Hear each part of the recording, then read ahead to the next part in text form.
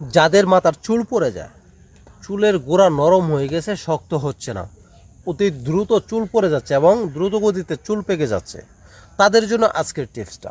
আমি যে ফর্মুলাটা বলবো এই ফর্মুলা অনুযায়ী যদি আপনি ইউজ করেন তাহলে আপনার চুল আর শক্ত হবে, মজবুত হবে, স্ট্রং হবে এবং দ্রুত লম্বা হবে, আরও কি কালো হবে।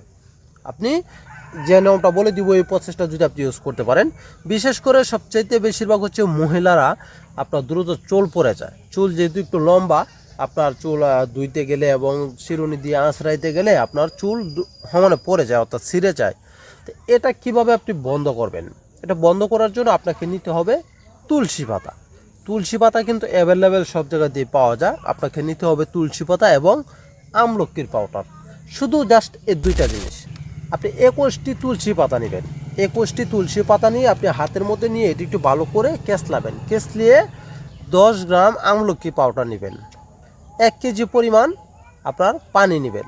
তা 1 কেজি পরিমাণ পানির মধ্যে ওই আমলকি পাউডার আর হচ্ছে তুলসী পাতা, এটা 15 মিনিট ভিজিয়ে রাখবেন। 15 মিনিট ভিজিয়ে রাখার পর এটা সেকে নেবেন। সেকে এই পানি দিয়ে মাথাটা ভালো করে ম্যাসেজ করে ধুইবেন। ভালো করে এভাবে ম্যাসেজ করে এই মাথাটা ধুইবেন।